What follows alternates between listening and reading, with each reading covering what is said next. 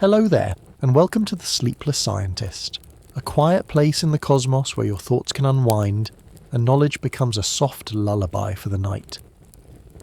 Tonight's journey will take us to a place both real and impossibly far, a world orbiting a dim red sun, where the sky may glow with scattered light through misty hydrogen clouds, and the oceans, if they exist, could be deep enough to drown whole continents. But before you settle in and get cozy, I'd love if you could take a moment to like this video and subscribe, only if you truly find these quiet explorations enjoyable.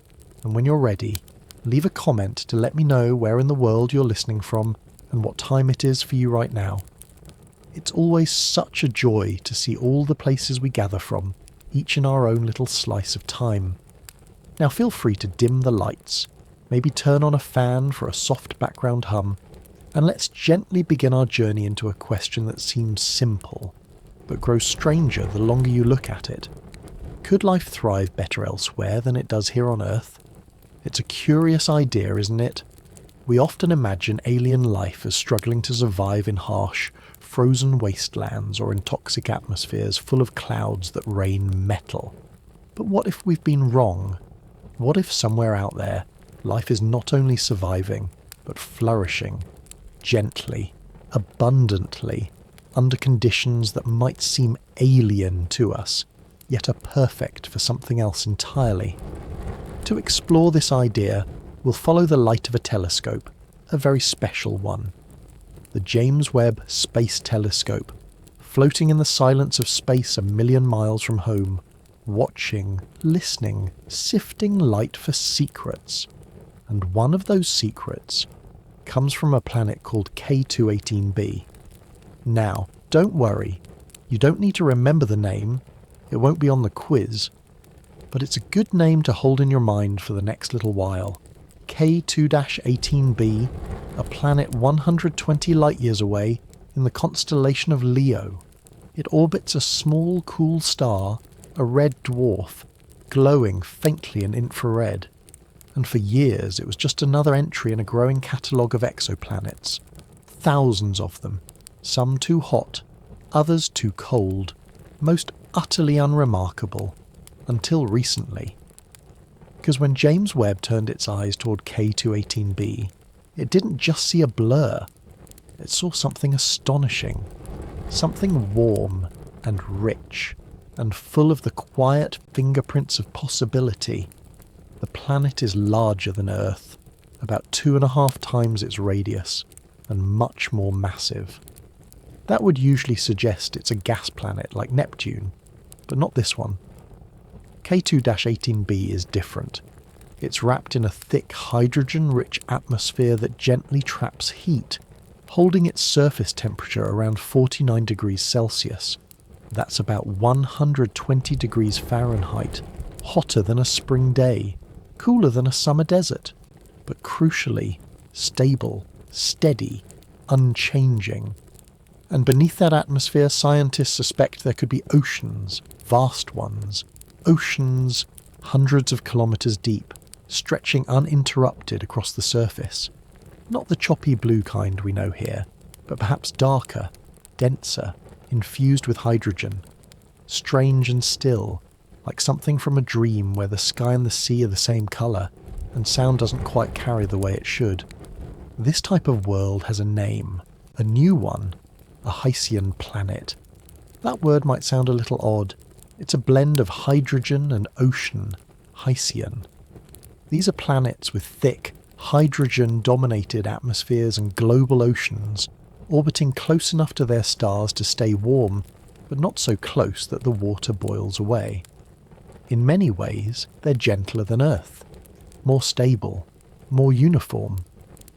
And some scientists now believe that life could begin more easily on a Hycean world, and even evolve further.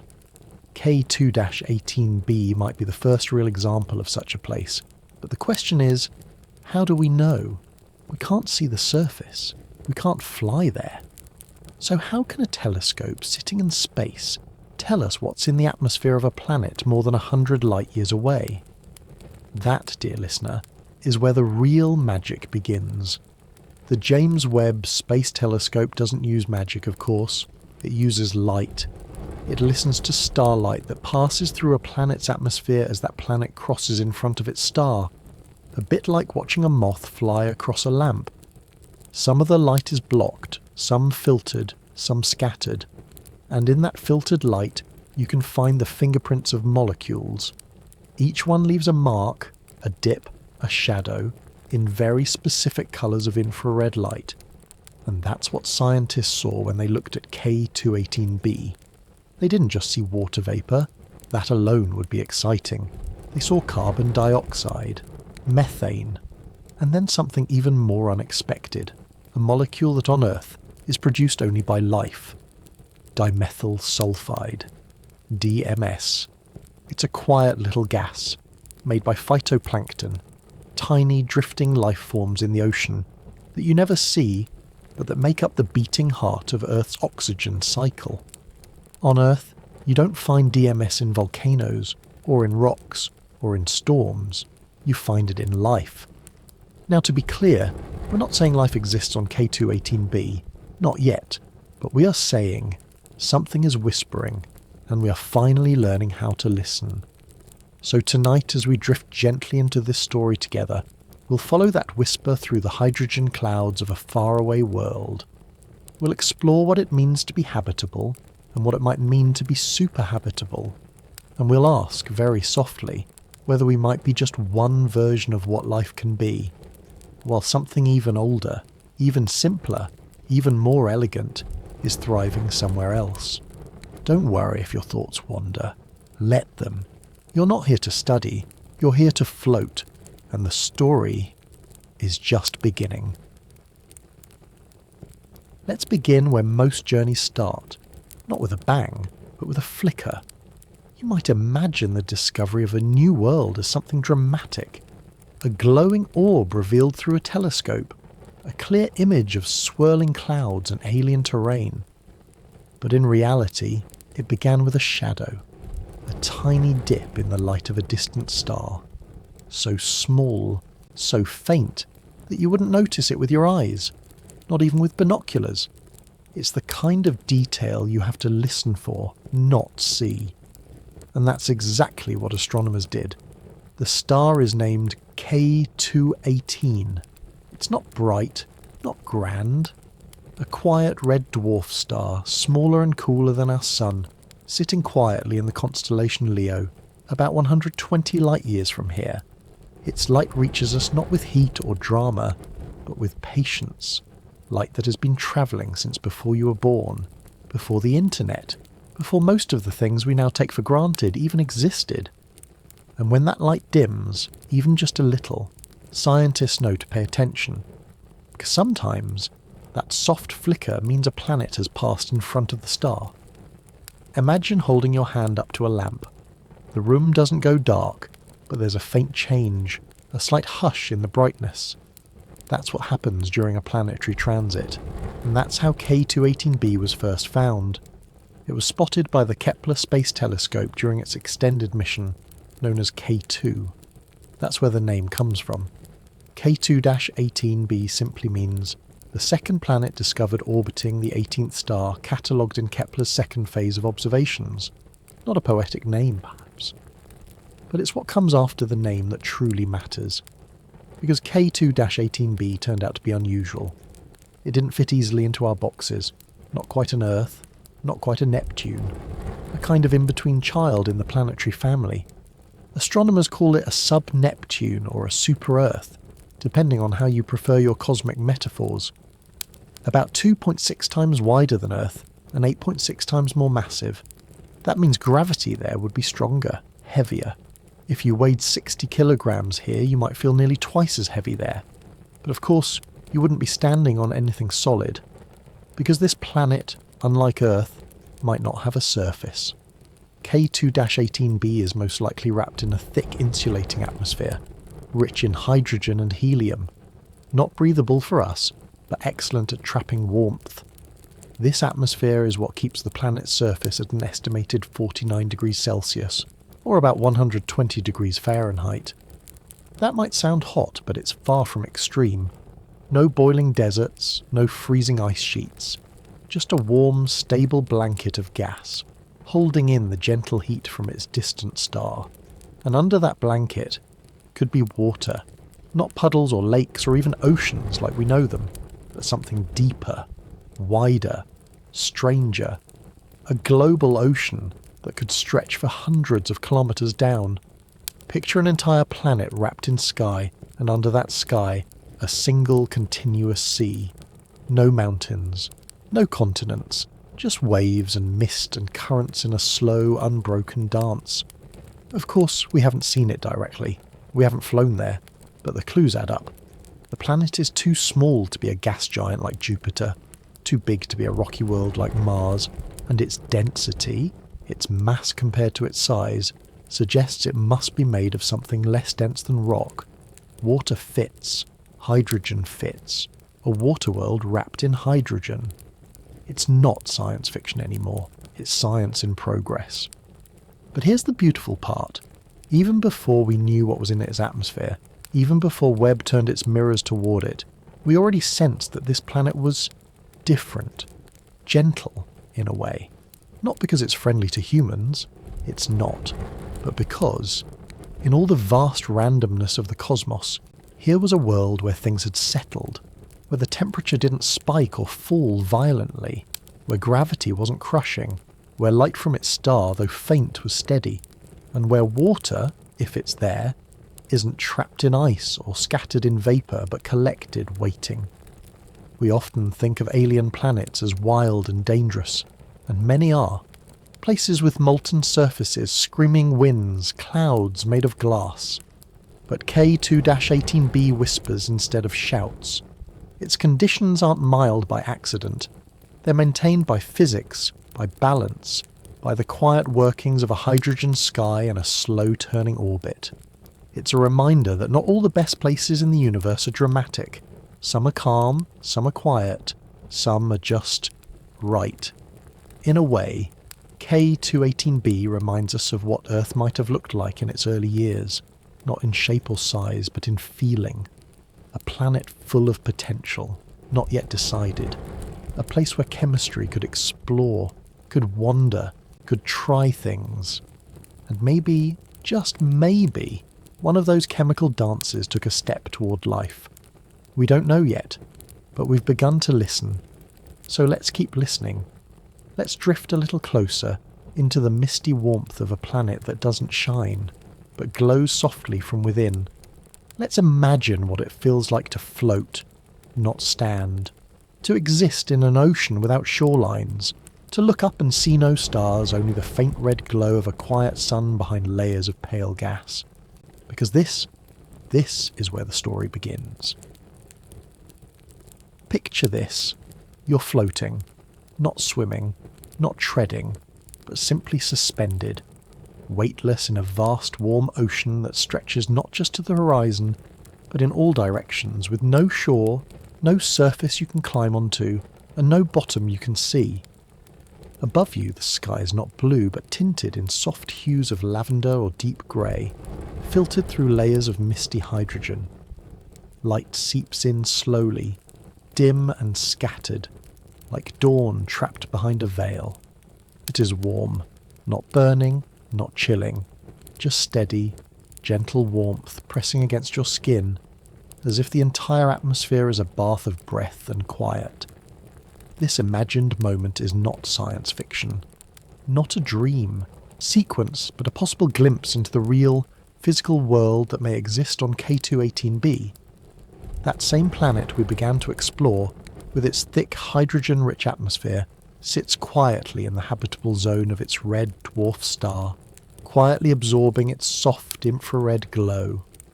At first glance, 49 degrees Celsius, or 120 degrees Fahrenheit, might seem too hot for life, at least life as we know it. But temperature, like time, is contextual. Here on Earth, a desert may reach those temperatures by midday, only to fall to freezing at night. On K2-18b, by contrast, this warmth is not a spike, it is a constant. No deep freezes, no blistering peaks.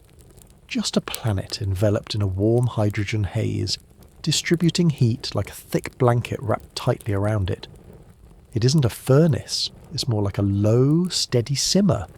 And beneath this atmosphere, planetary models suggest there is water. Not just any water, but an ocean. Massive, global, uninterrupted. Hundreds of kilometres deep, if not more. You and I, here on Earth, are used to oceans being just a few kilometres deep at most. Challenger Deep, the deepest trench in the Pacific, reaches about 11 kilometres. Now multiply that tenfold, maybe 20. On K2-18b, if the models are right, the water could extend down into crushing depth that dwarf anything we've ever seen. But here's the curious part, it may not have a solid ocean floor. K2-18b likely lacks a defined boundary where ocean ends and rock begins. The pressure would be so immense, the temperatures so strange, that water itself could transform into exotic states we can barely replicate on Earth. There's something called supercritical water, a phase where water is neither fully liquid nor fully gas. It's dense, turbulent, rich in chemical possibilities, like steam and soup mixed into something more alien than familiar. In such conditions, strange chemistry could unfold. That's important, because chemistry is where life begins. Here on Earth, life emerged in water. Simple molecules stirred by warmth and pressure eventually combined in ways that allowed them to copy themselves, to metabolize, to change, and to persist. Some scientists believe life may have begun near hydrothermal vents, places on the ocean floor where hot mineral-rich water seeps up from beneath the crust. Even in total darkness with no sunlight to drive photosynthesis, life found a way to feed on chemical gradients, extracting energy from the contrast between heat and cold, mineral and water. Now imagine those same conditions scaled up. Instead of isolated vents, picture an entire ocean, deep and rich, continuously stirred by internal heat from the planet's core. No day, no night, just perpetual chemical dusk. If life could begin in Earth's scattered corners of darkness, why not in an entire world of it? But let's pause here, not to leap ahead, but to sit for a moment with the image itself. An ocean without land, an atmosphere not of oxygen and nitrogen, but hydrogen and helium. A sky without stars, because the thick clouds would blur the starlight. A planet where silence isn't the absence of sound, but the stillness of depth. This isn't a place that invites explorers with flags and boots. It's not something we could walk across. But it is potentially a cradle for life, not Earth life, not with chloroplasts and lungs and cell walls like we know them, but life adjusted to the world that made it, life that breathes hydrogen, life that metabolizes methane, life that sees the soft glow of infrared as its sun, life that doesn't need to surface, because there is no surface, not amphibians, not birds, but maybe drifting chemotrophs, maybe gelatinous networks of self-organizing molecules, maybe something smaller, simpler and slower than we imagine, and still very much alive. And what would life like that feel like? It wouldn't build cities or rockets or poems, perhaps, but it might send bubbles upward. It might leave trails in the drifting nutrients. It might change the balance of gases in the atmosphere, just enough for a distant telescope to notice. Because that's the thing. When scientists looked at K2-18b's atmosphere, they didn't see direct signs of life. No trees, no whales, no alien satellites beeping in the dark. But they saw the gases. They saw carbon-bearing molecules like methane and carbon dioxide. They saw water vapour.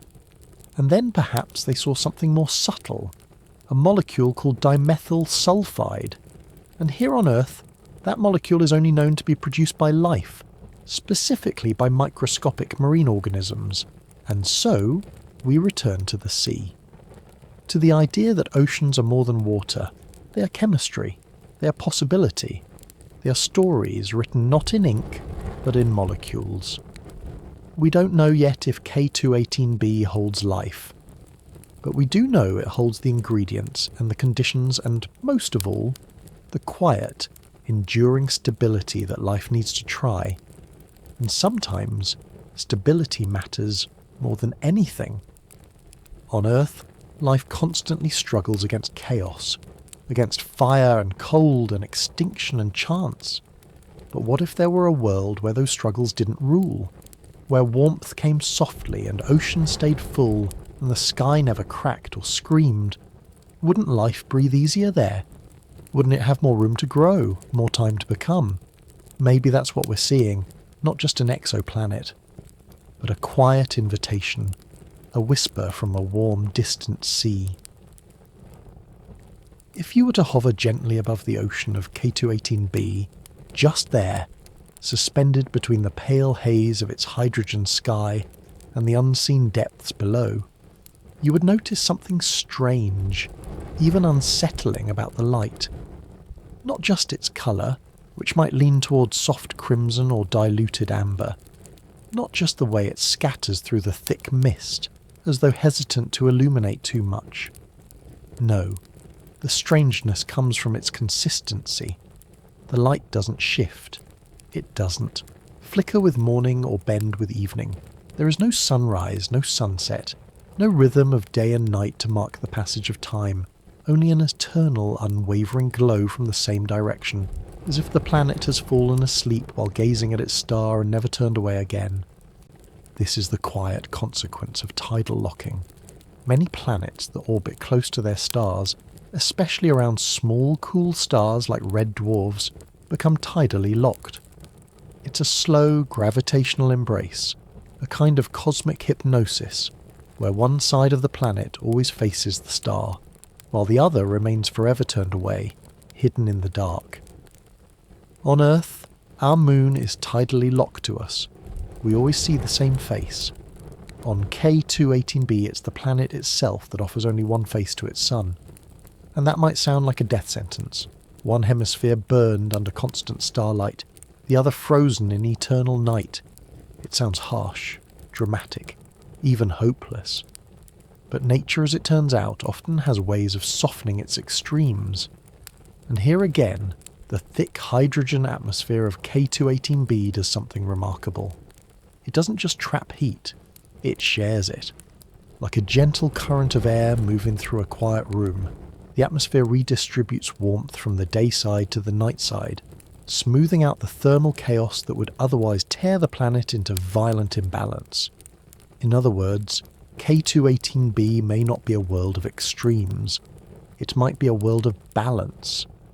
Imagine it not as a planet split into light and darkness, but as one wrapped in gradients, zones where light slowly fades, where warmth gives way to coolness, not suddenly but softly, like a dimmer switch turning gently toward shadow. Between the bright hemisphere and the dark one, there exists a twilight ring, a permanent band of soft light circling the planet like a sash. Neither scorched nor frozen, this twilight belt may be the most stable and temperate region of it all. Here, the hydrogen sky glows dimly, the winds flow calmly, and beneath the clouds, the ocean stirs not with storms, but with rhythm. If life were to emerge anywhere on this planet, it may well be here, in this zone of constant forgiving dusk. It's a strange thought, isn't it? That life, if it exists here, would never see a sunrise, never experience nightfall. It would grow in a world without time in the way we understand it. No circadian rhythms, no seasonal migrations, no bursts of spring or withdrawals of winter. Just a steady environment, hour after hour, year after year, with no signal from the sky to change. And yet, in that sameness, there is comfort. On Earth, much of evolution is shaped by chaos, by floods and droughts, by shifting climates and continental drifts, by ice ages and asteroid impacts. Life adapts not because it has time, but because it is forced to. It races, it resists, it clings. But what if you remove the chaos? What if warmth is guaranteed? What if day and night are no longer forces to endure, but memories never known? Would life, relieved of the stress of survival, spend more of its time growing instead of guarding itself? Would evolution, with less pressure, find new paths to explore? It's not an idle fantasy. The idea of stable climates supporting more diverse, more advanced, or simply more peaceful biospheres is something astrobiologists seriously consider. Earth may be rare not because it is ideal, but because it is barely stable enough to work. A place where life constantly has to start over, rebuild, try again. But on K2-18b things might have progressed differently. Slower perhaps, but deeper, gentler. And while we can't know what alien weather feels like, we can guess at its movements. In the absence of strong temperature shifts, the winds would be slow, steady, patient. Not hurricanes, not thunderstorms, but wide rolling currents carrying moisture and warmth around the globe. With a hydrogen-rich atmosphere, clouds might form higher up, broader, more diffuse. They could hang in the sky like translucent veils, catching the dim red light and scattering it like silk. Rain, if it happens at all, would fall softly, not in torrents, but in quiet drizzles. Not the noise of stormy weather, but the hush of a planet exhaling. And somewhere beneath those clouds, if life has found its footing, it would not just survive, it might flourish in stillness. In the endless twilight, photosynthesis, if it exists, would adapt to the dim glow of red light, perhaps pigments darker than chlorophyll, tuned to absorb even the faintest radiance. Or maybe energy doesn't come from light at all. Maybe it comes from chemistry, from the interaction of molecules stirred by heat and time. Not bright forests or coral reefs, but drifting colonies of plankton-like beings, growing not by speed, but by persistence. Because on K2-18b there is no rush. The planet orbits its star every 33 days, but from the surface that would mean nothing. No clocks, no days, no ticking of sunlight or retreat into shadow. Time would not be counted in rotations, but in reactions, in the slow shaping of molecules, in the patient unfolding of possibility, and that perhaps is what makes K2-18b so haunting. It isn't a violent world, it doesn't challenge life with fire or ice, it simply offers space, warmth, time. It says, if you want to try, I'll wait. And sometimes that's all life needs, just a quiet corner of the universe where it can begin, undisturbed. Sometimes the most extraordinary things arrive not as shouts, but as whispers. And so it was with the signal from K2-18b, not a blinking light, not a radio wave, not some clear message carved in geometry, but a pattern in light. A hush in the starlight, faint and fleeting, traced not in visible colour, but in invisible shadows. What James Webb saw wasn't a silhouette or a glowing outline. It was something softer, stranger, and far more revealing. The starlight, as it passed through the atmosphere of K2-18b, had changed, just slightly. Certain wavelengths of infrared light were missing. Others were dimmed. Some were altered so subtly that only the most sensitive instruments and the most patient algorithms could detect the difference. But when those missing pieces were assembled, like puzzle fragments scattered through the mist, a picture began to emerge. A picture made not of shapes, but of molecules. What Webb found in that light was a kind of chemical chorus, the distinct signatures of carbon dioxide, methane and water vapour. 3 molecules, each with its own role in the theatre of biology. None of them by themselves are shocking. We have them here. They can be made by rocks, heat, or time. They can exist in dead worlds as well as living ones. But when they appear together, especially in certain ratios under certain conditions, they become something else entirely. They become curious, like a familiar smell on a breeze that shouldn't carry it, or a footprint in the snow where no one has walked. It's not proof, but it is cause to pause and listen more carefully. Then came the 4th note in the melody, dimethyl sulfide, DMS. On Earth, this molecule is produced almost exclusively by life, specifically by marine phytoplankton, tiny drifting creatures that live in the upper layers of our oceans, absorbing sunlight, exchanging gases, and forming the invisible scaffolding that holds up entire ecosystems. When they bloom, when they feed, when they die, they release DMS into the air. You've likely smelled it, without knowing its name. It's the scent of the sea, the faint sulphurous tang carried inland by a strong wind. Some say it smells like cabbage or seaweed. Others describe it as briny, earthy, or even sweet. But whatever the description, it is unmistakably the smell of life. Small, ancient, and immensely prolific. And now it may have been detected on a world over 120 light-years away. The scientists analysing Webb's data were careful, very careful. They ran the numbers again. They checked the instruments. They applied models and filters and corrections. And still, the signal remained. A faint but consistent dip in the light, in exactly the place where DMS would absorb. Not a hallucination, not a flaw. A real signal, emerging through the hydrogen haze. Statistically, the confidence in the data stood at 99.7%. Not absolute. Not a discovery to carve into stone, but whisperingly close. Enough to make the scientific world pause, enough to quiet rooms, enough to make people wonder in a different tone than before. Because a molecule like DMS doesn't show up just because a planet is warm, or wet, or lucky. On Earth, it only appears when life is busily doing what life does, eating, breathing, cycling, changing.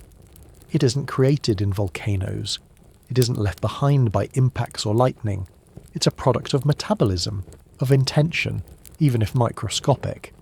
And the fact that it appeared alongside other carbon-bearing molecules, and in the absence of disruptive signs like ammonia, suggested something remarkable. That the gases were not simply there, but perhaps placed, slowly, over time, by something alive. Still, we must be cautious. Science is not a storybook. It doesn't leap to conclusions on the wings of dreams. The detection of DMS, while thrilling, is still a hypothesis, a possibility among many. Other explanations may exist. Interference, unknown chemistry, a coincidence of noise and pattern. And yet, the atmosphere of K2-18b isn't chaotic, the signal isn't random, and the combination of gases, carbon dioxide, methane, water vapour, and now possibly DMS, is strikingly familiar. Because here on Earth, that's what life leaves behind. Not flags, not cities, but traces, echoes, shadows in the light. We often imagine extraterrestrial life as something loud, dramatic, obvious.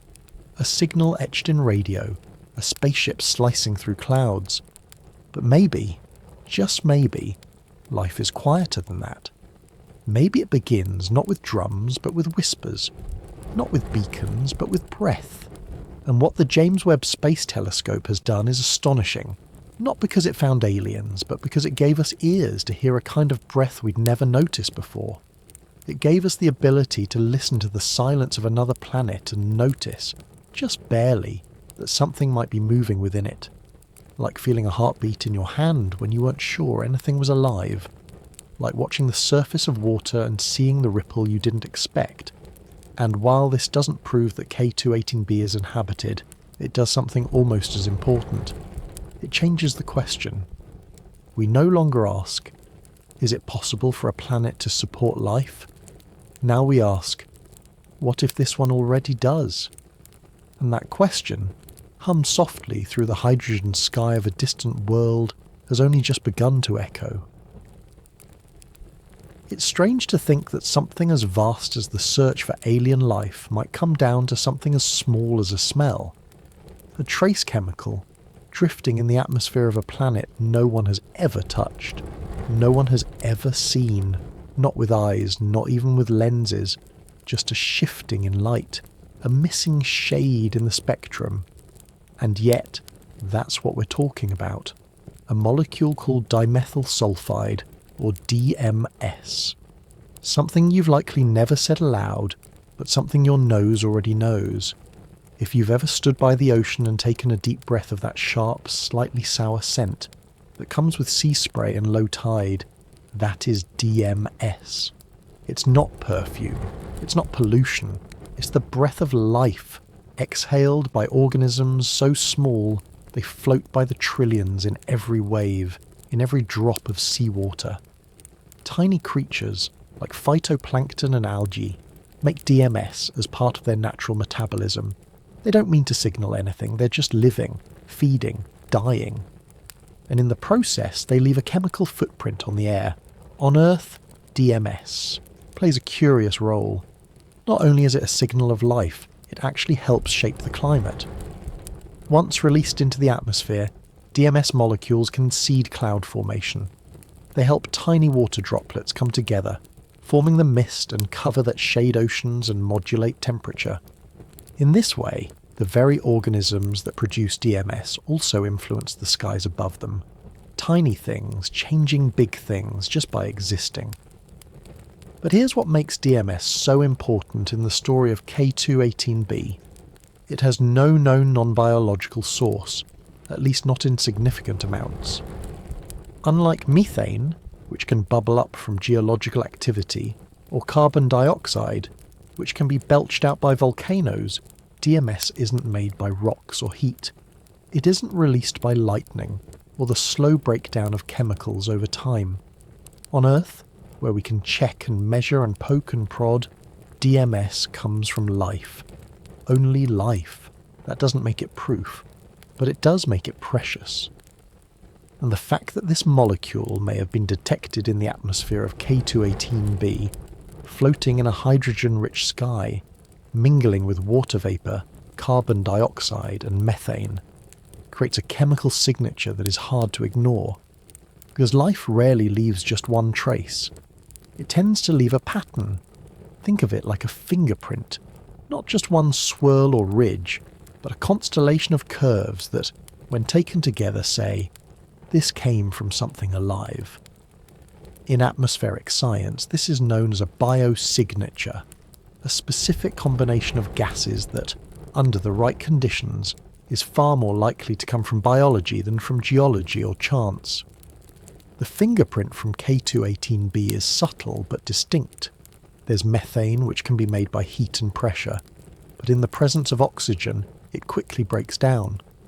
There's carbon dioxide, a common byproduct of both volcanic and biological processes. There's water vapour, which suggests warmth and oceans. And then DMS. It's not just the presence of each gas that matters, but their proportions, their relationships, their persistence, the way they rise and fall with temperature and altitude, the way they avoid cancelling each other out. For example, if ammonia were present in large quantities, it might suggest that the chemistry is driven by non-living processes. But the absence of ammonia on K2-18b is itself a clue, a silence that says something has removed it. On Earth, life consumes ammonia and transforms it. Maybe something similar is happening there. You could think of it like walking into a room and smelling not just coffee but cream and vanilla and a warm hint of cinnamon, and also noticing the absence of burnt toast or bleach. You don't see the cup. But your senses begin to build a picture, not just of what's there, but of what isn't, and why. Of course, our assumptions are shaped by Earth. We're earth-bound thinkers, tracing Earth-based biochemistry. Maybe life elsewhere breathes entirely different molecules, grows in different solvents, or doesn't exhale at all. That possibility is always open. But even within that uncertainty, there are still patterns that hint at life, not because they mimic Earth exactly, but because they behave in ways that seem too coherent, too orderly, too intentional to be random. That's why scientists don't look for single markers anymore. They look for clusters, for relationships, for chemical signatures that, when plotted out, suggest that something more than geology is at play. And that's why the detection of DMS, if confirmed, would be so significant. Not because it's loud, but because it fits. It completes the chord. It turns background notes into melody. But even melody can be misheard. Webb's data is still young. It was gathered over a limited number of planetary transits, filtered through layers of starlight, instrument noise, and cosmic dust.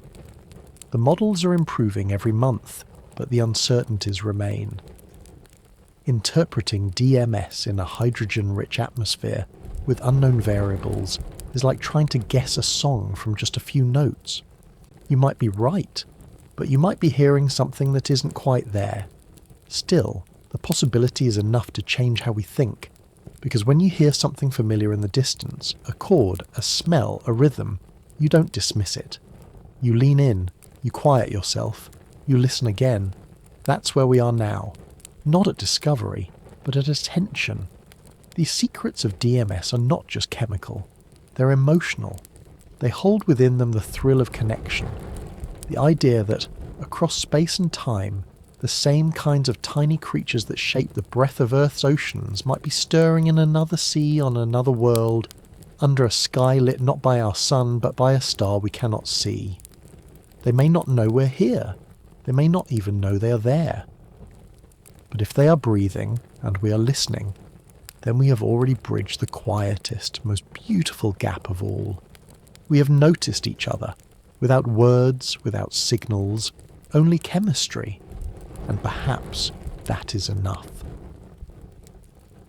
Even in the quietest corners of science, where data whispers instead of shouts, one question always waits in the wings.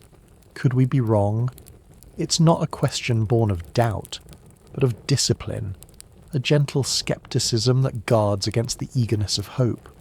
And when it comes to something as astonishing as a potential biosignature on a faraway planet, that question deserves its full measure of respect.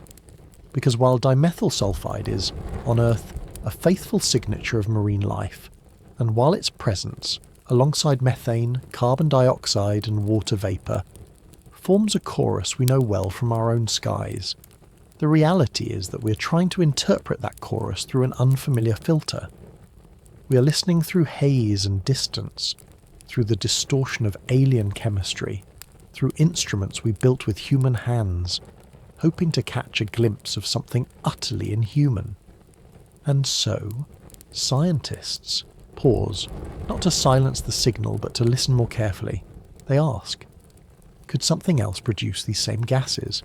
Could there be geological processes deep inside K2-18b that mimic the breath of life without life itself? Could this signal, so faint and so precise, be an echo of something simpler? Volcanic outgassing, chemical reactions at high pressure, or even the lingering artifact of instrument noise, misinterpreted through our own longing. To explore this, researchers have turned to models, those quiet companions of modern astronomy that simulate the behaviours of worlds we cannot yet touch.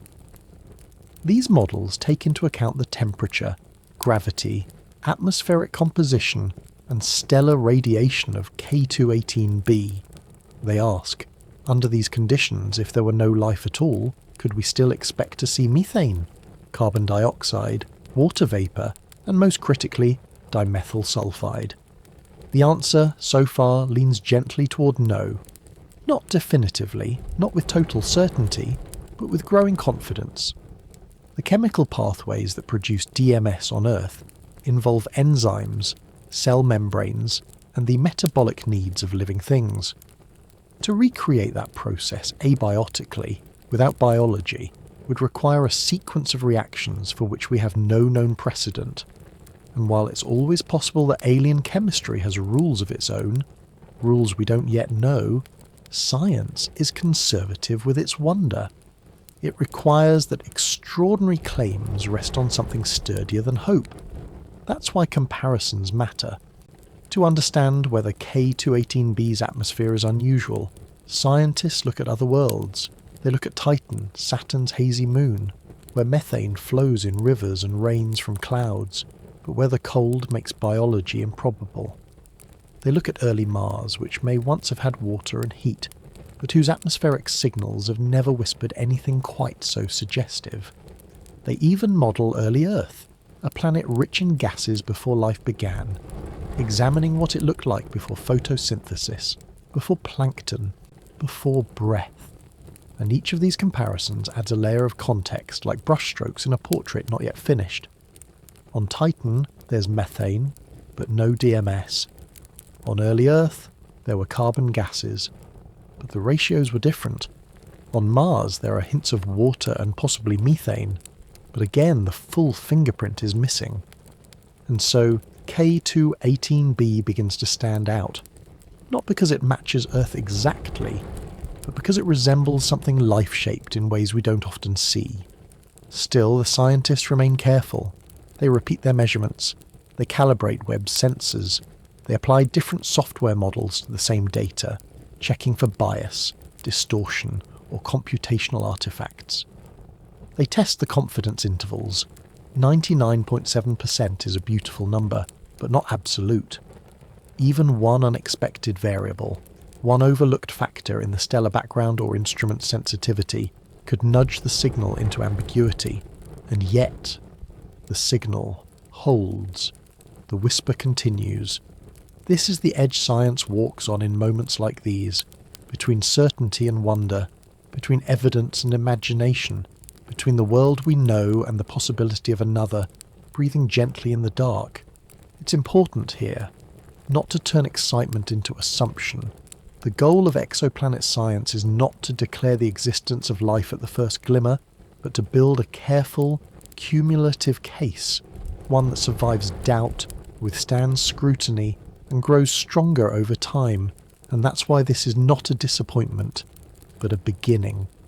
Because if this is not a false alarm, then it is the first true clue. The first time our instruments, our distant ears in space, have picked up a pattern that looks, in every meaningful way, like the breath of something living. The first time we've looked at a planet's sky and seen, not just chemistry, but the shape of a question. A question shaped like life. It might not be the answer yet, but it is the place where answers may begin. It's also a reminder that science is not afraid of silence. It doesn't mind if signals fade or shift. What matters is that we continue to listen, to refine, to doubt lovingly and observe patiently. Because the next observation will come, the next transit, the next generation of instruments, and with them, the clarity we seek. Until then, we wait, not idly, but attentively, and in the waiting, we dream, not wildly, but gently. Because even if this is a false alarm, it has already taught us something beautiful, that we are now capable of detecting the faintest breath in a distant sky, of piecing together the ingredients of a world without ever landing upon it, that our tools, our minds, and our curiosity have grown sharp enough, quiet enough, and patient enough to notice something as subtle as a molecule where it shouldn't be. That's not failure, that's progress. And in science, as in the night sky, progress often comes not as fireworks, but as stars, steady, distant, and full of possibility. For most of your life, you've likely imagined alien life as a version of Earth life, just stranger. Maybe taller, greener, more tentacled, maybe a bit slimier, or glowing in the dark, or breathing through some unfamiliar organ. But still, somewhere deep in the design, it follows a familiar rhythm. It breathes, it feeds, it moves. It grows under sunlight, drinks water, and exchanges oxygen for energy. It plays by our rules, our earthly rules, because after all, they're the only ones we know. But what if those rules are not the standard? What if life doesn't need sunlight at all? What if the next living world we discover doesn't look like a forest or a coral reef, but more like a slow bloom of chemistry beneath clouds, fed by heat, soaked in hydrogen, never once seeing a ray of starlight? This is where we begin to rethink. On Earth, oxygen is essential for the vast majority of complex organisms. It powers, our cells, fuels our fire and sustains our every breath. But oxygen is not the default state of the universe. In fact, it's relatively rare. And for billions of years, life on Earth didn't breathe it at all. The earliest organisms lived in oceans without oxygen, relying instead on chemical reactions involving sulfur, iron or methane. They didn't photosynthesize. They didn't produce the air we now depend on. They lived quietly, deeply, and without fanfare. Yet they were alive all the same. So when we turn our gaze to K2-18b and other Hycean worlds, those warm, hydrogen-rich planets swaddled in thick atmospheres and endless ocean, we must let go of some of our Earth-centered expectations. Life there might not resemble anything we recognize. It might not need oxygen. It might breathe hydrogen. It might metabolize molecules we consider inert. It might grow in places we would drown or freeze or be crushed before even beginning to adapt. And yet, it could still be life. It could still possess that one elusive quality, the ability to maintain itself, to grow, to change, to persist. It could still be made of repeating patterns, of molecular conversations, of systems that organize themselves out of chaos. Life, at its most basic, is not a shape. It's not even a species. It's a process, a rhythm, a way of turning energy into form. And energy doesn't just come from the sun. Imagine, for a moment, a planet entirely cloaked in clouds, where sunlight never touches the surface, and the star above is only a dim red ember in the sky. There, energy might come from inside the planet itself, from heat left over from formation, from radioactive elements buried deep within, from the slow churn of convection in a thick molten core. And that energy could power chemical reactions, reactions that sustain metabolism, that build complexity, that allow life to take root. On Earth, we already see hints of this. At the bottom of our oceans, where sunlight doesn't reach and the water is freezing cold, life thrives around hydrothermal vents. These vents spew hot, mineral-rich water into the deep sea, creating chemical gradients, natural batteries of potential. Around them, entire ecosystems flourish. Tube worms, shrimp, bacteria, and more. These organisms don't rely on photosynthesis. They rely on chemosynthesis, a process where chemical energy, not light, is used to build life's building blocks. If it can happen here, in our darkest places, why not out there? In a world designed from the beginning to host heat and pressure and chemical complexity. It's not just possible. It might even be easier, because unlike Earth, with its chaotic seasons and spinning axis and shifting climate, planets like K2-18b may offer a kind of eternal stillness, a steady temperature, a consistent pressure, a predictable environment.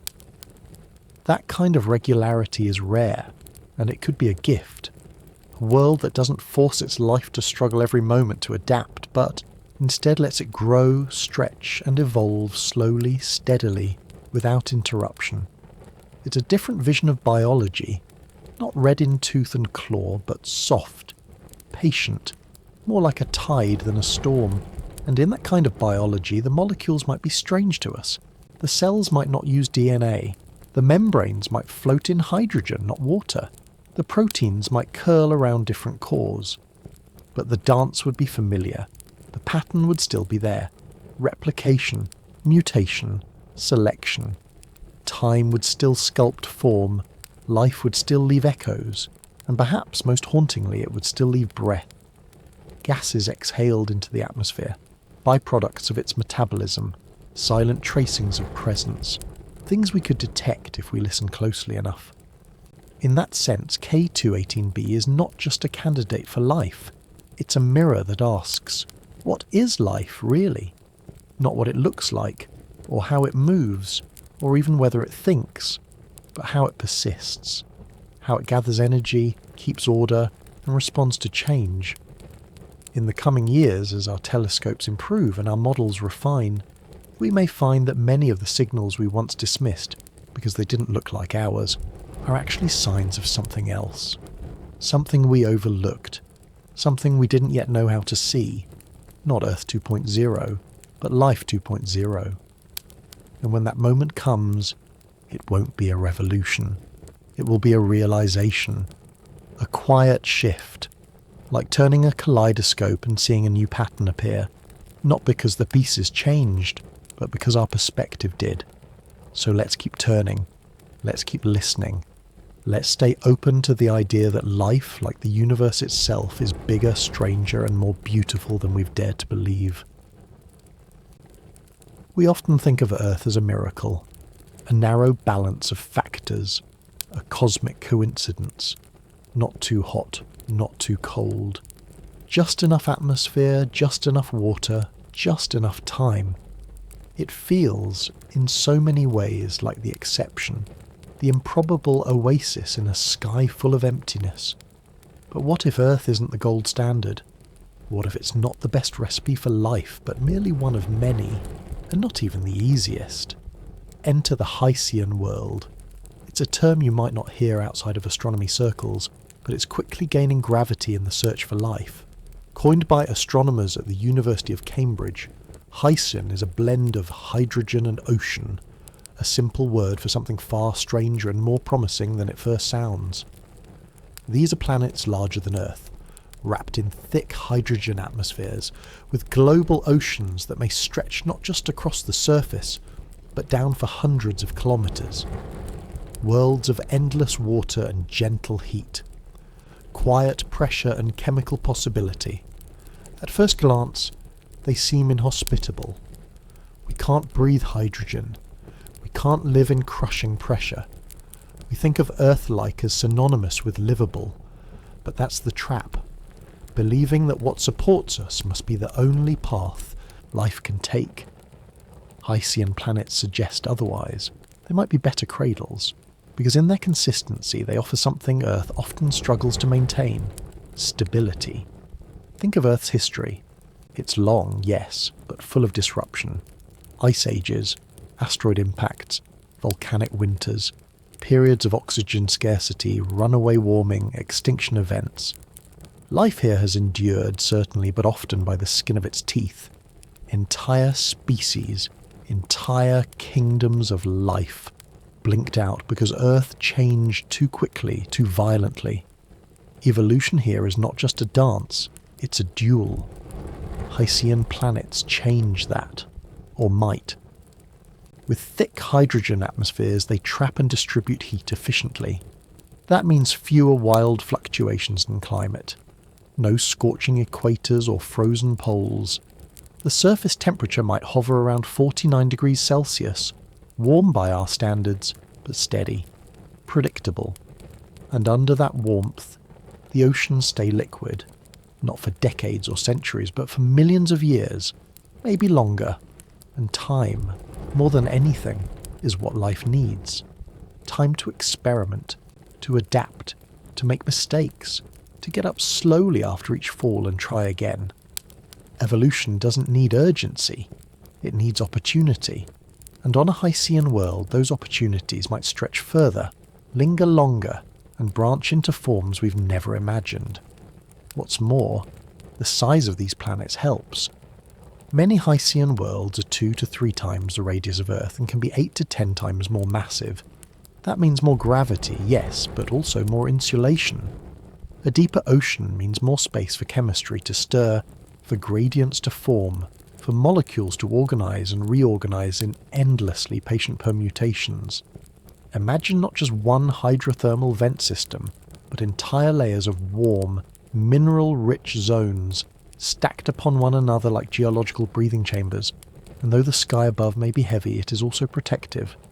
A thick hydrogen atmosphere doesn't just hold in heat, it shields the surface from harmful radiation, it deflects stellar winds, it acts as a filter, softening the harshness of space, turning even a temperamental red dwarf star into something gentle and nurturing. Many Hycean candidates orbit red dwarfs, which are known for their volatility, but with the right blanket of gases, even their flares can become background noise, not extinction events. That's the miracle of balance, and unlike Earth, which needed billions of years of tectonics and luck to stabilise its climate, a Hycean world might start stable. It might begin its life already warm, already wet, already ready. Imagine if Earth had skipped its chaotic adolescence. No global magma oceans, no constant bombardment by asteroids, no sulfur-choked skies, just ocean and warmth and time. That's what Hycean planets offer, not just habitability but a head start. And perhaps, even more than that, they offer a wider window. Here on Earth, the habitable zone, the region around our sun where liquid water can exist, is narrow. Drift a little too close and water evaporates. Drift a little too far and it freezes. But Hycean planets expand that window. Because they are so good at holding heat, they can exist in orbits that would freeze an Earth-like planet solid and still remain temperate. That means more stars could host them, more chances for life to try. It reframes the search. Instead of only scanning for rocky planets like Earth, we now look at a broader family. Warm mini-Neptunes, ocean-rich sub-Earths, gassy, mist-shrouded spheres with no dry land at all. And we ask, what might live there? What kind of life could bloom in twilight, drift through pressure, feed on chemistry instead of sunlight? Not life in spite of alien conditions, but life because of them. And the beauty of this realization is that it doesn't diminish Earth. It doesn't make us less special. It just means we're not alone in being possible. It means the universe may be better suited for life than we feared. That it's not a narrow miracle, but a wide invitation. Hycean worlds don't promise life, but they do something nearly as powerful. They make life seem likely. They suggest that biology isn't rare, it's adaptable. That it's not confined to Earth's parameters, but drawn to stability, warmth, and time wherever those can be found. That life isn't a candle flickering in one small room, but a spark looking for fuel in every corner of the dark. And if that's true, if even one Hycean world has followed the long path from chemistry to consciousness, then maybe, someday, we'll hear from it. Or maybe, as we are now, we'll simply listen and wonder. If you could dive beneath the cloud-thick atmosphere of a Hycean planet, past the hydrogen fog, through the weightless twilight of drifting mists and down into the silent water world below, you might find something that doesn't look like life at all. There would be no trees, no fins, no blinking eyes watching from the dark. You might not see movement in the way you expect it, or colour in the ways our own biology favours. But you might begin to notice patterns, clusters, rhythms, places where chemistry seems to pause, organise and resume. Not like rocks dissolving, but like colonies living. This is where our imagination, guided by science, begins to fill the gaps. Because if life exists on a world like K2-18b, it likely doesn't build cities of metal and glass, but rather cities of molecules. Communities not made of bricks but of enzymes.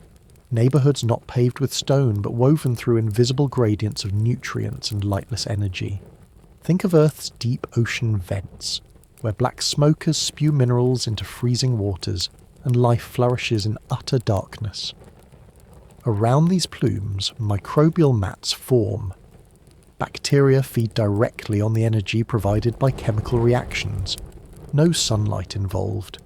They cluster into networks. They create micro-ecosystems, layers upon layers of life built on the backs of other life. Worms, clams, crustaceans, all depending on these microbial pioneers. No forest, no reef, but a city all the same, hidden, pulsing, quiet. On K2-18b or other Hycean worlds, those cities might stretch across entire thermal layers.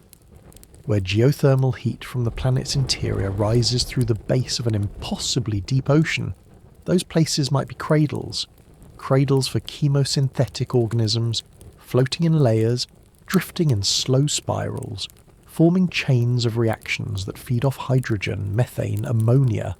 or even more exotic compounds we've yet to consider. And without sunlight, there's no need for direction.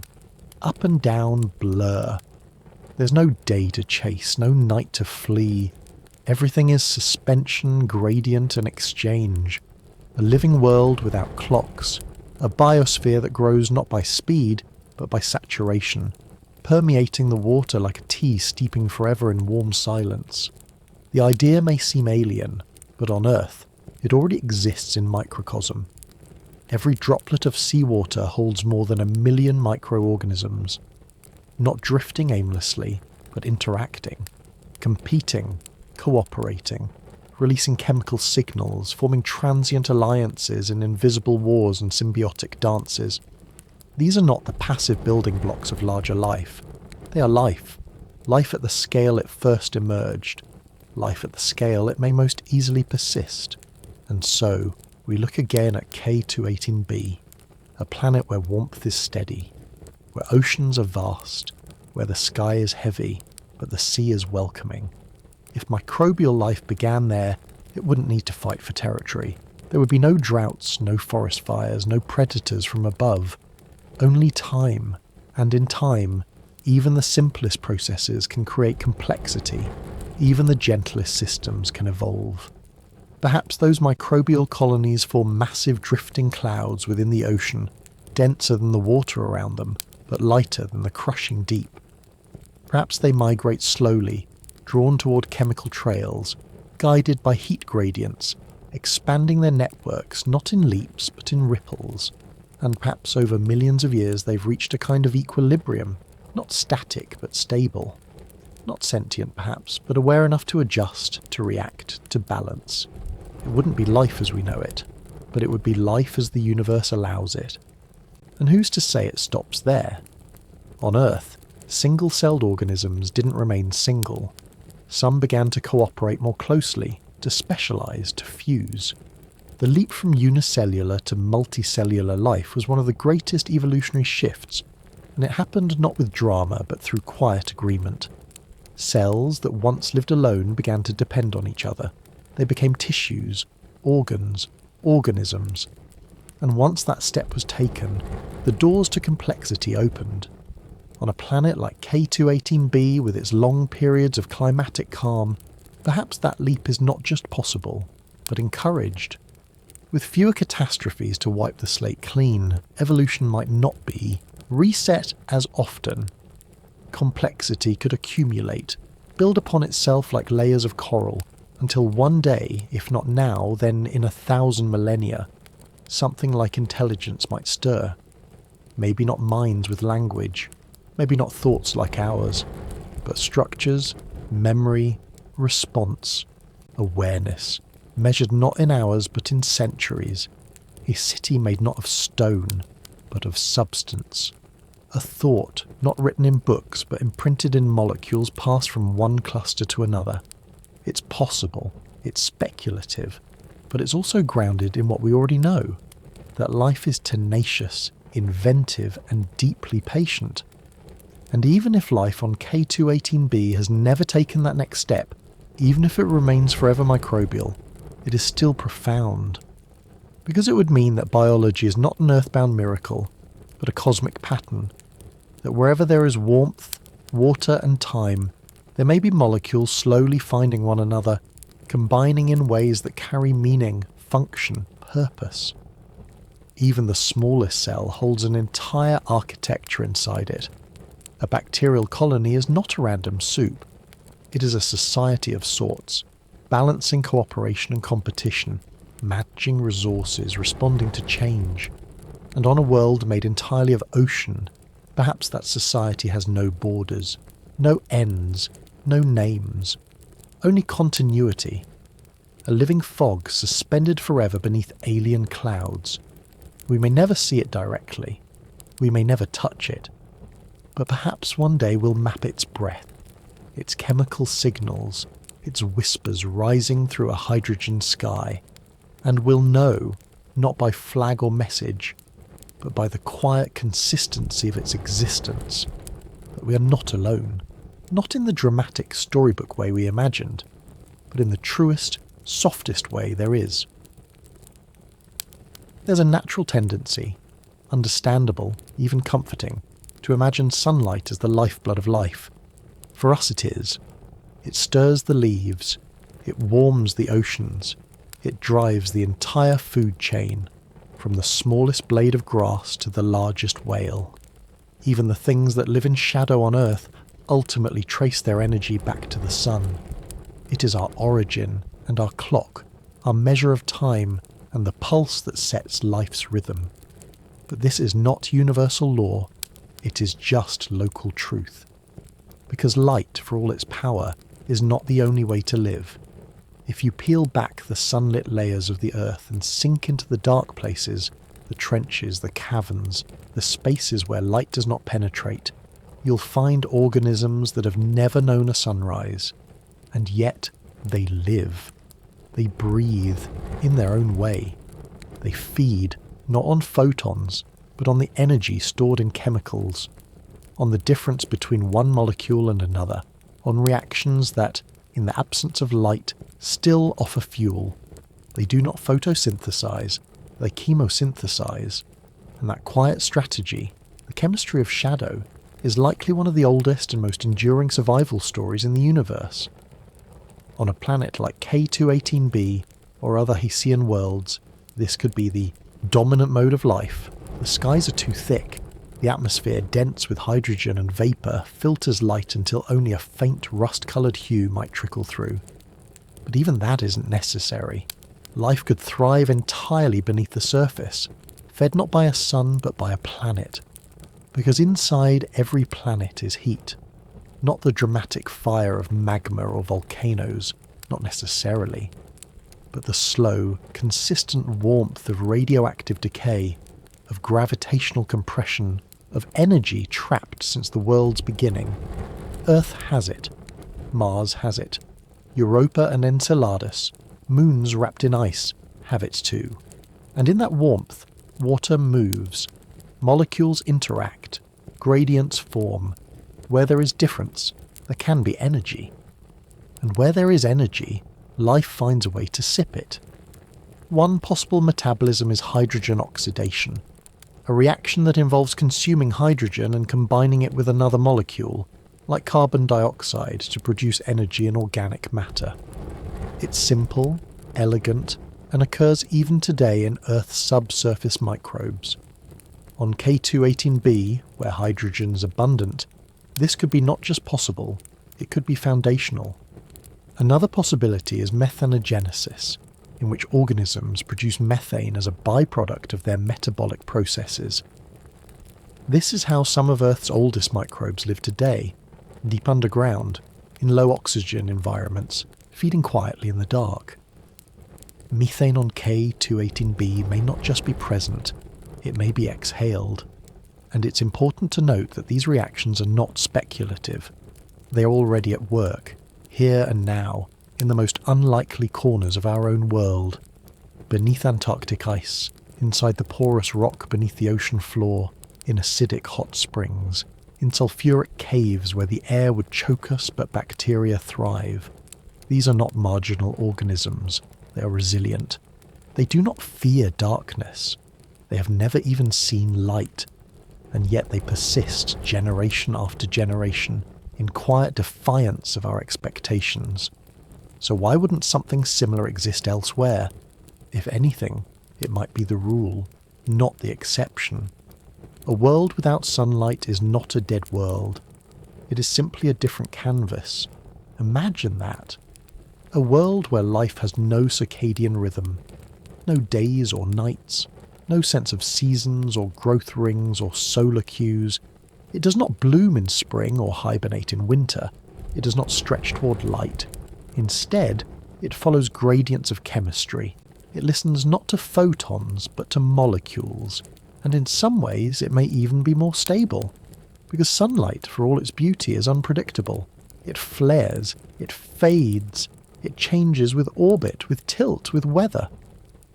But chemistry, deep, slow, planetary chemistry, is steadier, more patient.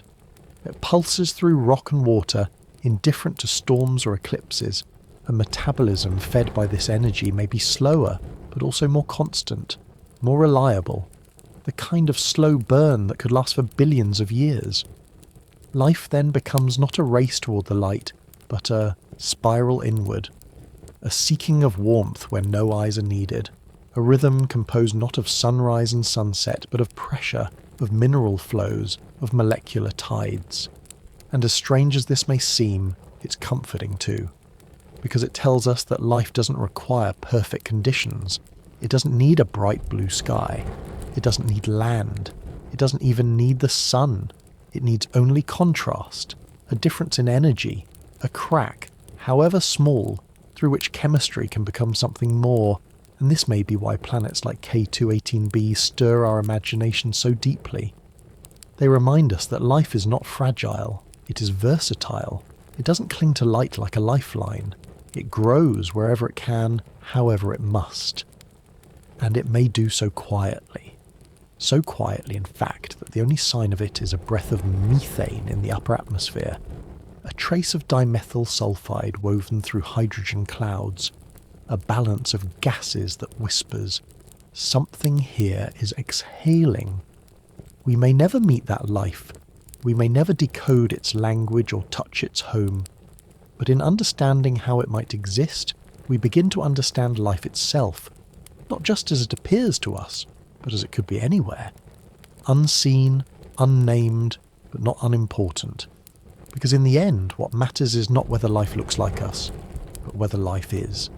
And if it is, out there in the dark, then the universe just became a little less empty.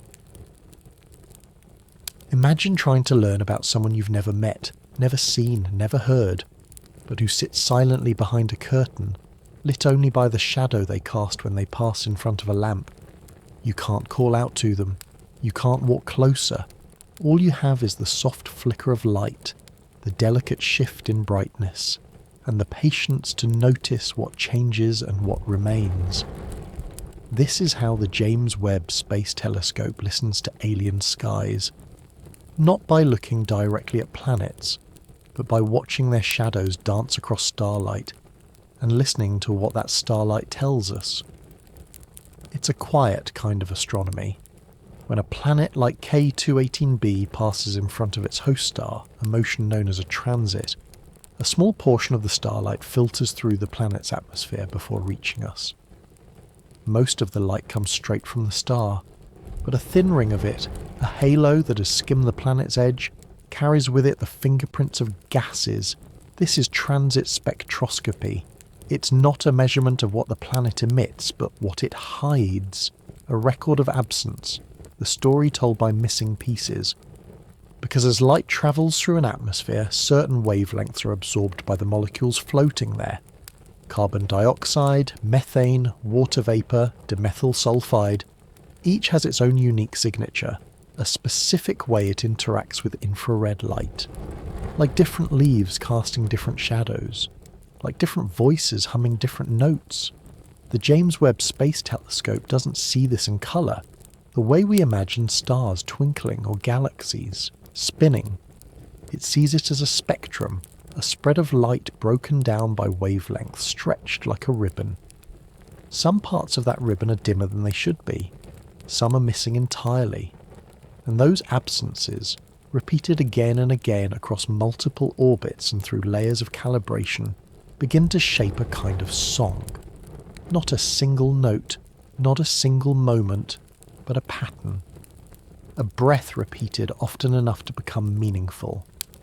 JWST is equipped with some of the most sensitive spectrographs ever placed in space. Tools that divide light with exquisite precision, measuring dips so small they were once indistinguishable from noise. These instruments are tuned specifically to the infrared, the region of light just beyond human vision, where heat and motion leave their marks. In this zone, molecules speak clearly. They absorb in wavelengths we can't see, but we can now detect.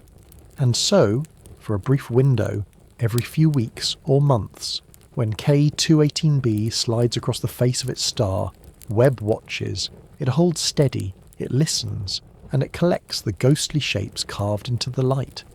This process is not fast. It requires time, repetition, and extraordinary patience. A single observation might yield only hints, but over multiple transits, the picture becomes clearer, not in the sense of seeing continents or oceans, but in sensing chemistry, climate, and change. It's the astronomy of inference, of careful subtraction, and this kind of watching has its own kind of poetry, because what Webb sees is not the planet itself, but the way the planet changes its star's light, like learning the presence of wind by the way it moves a curtain, or the presence of breath by the fog it leaves on a cold mirror. The beauty of this technique is that it works even for worlds we cannot image directly. K2-18b is too distant, too faint, too overwhelmed by its star's glare for us to see it as anything more than a shadow. But shadows, in the hands of a good observer, are filled with detail, and Webb is a master of shadows. To achieve this, the telescope must remain incredibly still, held in a precise, sun-shielded orbit nearly 1,000,000 miles from Earth. Its instruments are kept colder than ice to avoid contaminating the signal with their own heat. Its mirrors, gold-coated and hexagonal, unfold with exacting precision, capturing photons that have travelled not just billions of kilometres, but billions of years. Every part of Webb is designed not to shine, but to disappear, to get out of the way of the light it collects. It is not a searchlight, but a lantern keeper.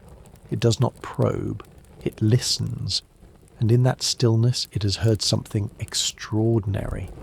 The first hints of molecules that, on Earth, speak of oceans, microbes and life.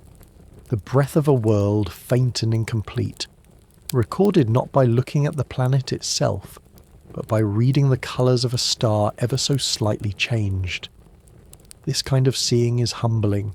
It reminds us that knowledge does not always come with noise or spectacle. Sometimes it arrives through patience, through watching the same star rise and fall a dozen times, through subtracting what we expect to find what we didn't know was there. And what we found on K2-18b was not a photograph, not a transmission, not a shout across the void, but a signature, written not in ink or sound, but in missing light, a breath, a chemical sigh, something shaped not by the laws of artifice, but by time, chemistry, and perhaps biology. We didn't discover it by landing a ship. We didn't drill into the soil or scoop up water. We simply waited and watched and let the planet speak in the only voice it has, a voice made of shadows, of hydrogen and heat, of molecules strung together by silence, and we heard it. There is a kind of listening that begins not with what you can hear, but with what you are willing to ignore, not with amplifying every sound, but with quieting the overwhelming ones so that something softer can finally be noticed. In astronomy, this is not just metaphor, it's design. And in the case of the James Webb Space Telescope, it's the very principle behind one of its most delicate tools, the coronagraph. To find a planet circling a distant star is no easy thing. Imagine trying to see a firefly fluttering near a spotlight, while standing hundreds of miles away. The firefly's light is drowned out, not because it isn't there, but because the source beside it is so much brighter, so much louder in the language of light, that the smaller glow disappears in the glare. That's what stars do. They outshine their planets by a factor of millions to billions. And so, Webb, like other observatories before it, employs a coronagraph, a small mask placed within its optics that blocks out the central brightness of the star. Not permanently, not rudely, just enough to dim the glare, to create a soft shadow in which other things can emerge. It is the astronomical equivalent of shielding your eyes with your hand so you can glimpse what sits just beside the sun. And in that narrow window of shade, the planet comes into view. Not as a clear image, but as a distortion, a ripple, a hint. Enough for light to be analysed, enough for spectra to be gathered. enough to begin the long and gentle task of listening to what the planet's atmosphere might be trying to say. But even this isn't simple, because the universe is noisy, not just in volume, but in complexity. Starlight flickers, instrumentation has flaws, cosmic rays strike detectors, dust passes through vision. 1,000 things compete for attention in every frame, and not all of them are real. Some are artifacts, some are coincidences, some are shadows cast by nothing. That's where machine learning comes in, not to replace astronomers, but to assist them, to learn from patterns, from real signals and known illusions, and to help separate one from the other. Webb's data isn't just collected, it's interpreted, filtered through layers of analysis that use algorithms trained on thousands of past observations. These models don't guess, they refine, they don't declare, they suggest, quietly, carefully. They work by recognizing consistency. If a spectral dip appears in one observation but not another, it may be noise. If it appears again, and again, and again, in slightly different ways but always in the same place, it begins to mean something, a repeated absence, a familiar shadow. AI helps identify those patterns faster, but also more gently. Not by seeking drama, but by valuing repeatability, subtlety, confirmation. Because in science, especially astronomy, the loudest signals are often the least trustworthy. Real discovery rarely arrives as a shout. It begins as a murmur, a statistical anomaly, a line on a graph that doesn't fit, until it does. Multiple instruments on board JWST help with this. NIRSpec, NIRCam, MIRI. They observe in different parts of the infrared spectrum, each with their own sensitivities. What one sees, another can check. What one hints at, the other might confirm. It's not a single measurement that creates confidence, it's a chorus. The same whisper heard by different ears at different times, in different ways. If it persists, it becomes real. And in the case of K2-18b, that is what happened. The presence of methane, of water vapour, of carbon dioxide, the suspected trace of dimethyl sulfide. Each of these by itself might be nothing. Together across multiple instruments, across multiple passes, they become more than data. They become evidence, but still cautiously. Because science is not quick to call a pattern a proof. It values restraint over romance. It prefers waiting to rushing. It listens to its own doubt, and when the signal remains in the face of that doubt, then, and only then, does it begin to believe. This is not weakness, it is strength. Because belief, earned through skepticism, becomes a foundation. It allows the next layer of understanding to be built with care. The chronograph, the AI models, the cross-checked instruments, all are part of that foundation. They allow us to listen not just more closely, but more clearly. To say not just we heard something, but we heard it many times, in many ways, and it hasn't gone away. And there's something deeply human about that. Because so much of our own perception works this way. We trust what repeats. We recognise what remains. When a sound drifts into a room once, we're unsure. When it happens again, we look up. When it happens a third time, we begin to listen. That's what JWST does. It listens for the third time, the fourth, the fifth. And when the same note continues to ring through the silence, it begins to consider what might be playing it. Not with certainty, but with attention. Because the art of silence, the art of hearing something just beneath the threshold, is not just about the instrument, it's about the patience to wait and the wisdom to wonder when something keeps returning. In the case of K2-18b, what returns is not a scream, not a signal, not a song with words. It is a breath, measured, repeated, statistically improbable, software. But still, there. At first glance, 99.7% feels like an endpoint. A number so close to certainty that it seems to speak with authority, so close to perfect it almost glows. We hear it and think, that must be true. But science doesn't treat it that way. Not quite. Because in the language of statistics, 99.7% doesn't mean definitely. It means very probably. And when the subject is as extraordinary as life beyond Earth, even a high probability must be held gently. Let's pause with that number for a moment. Not rush past it. Let it breathe.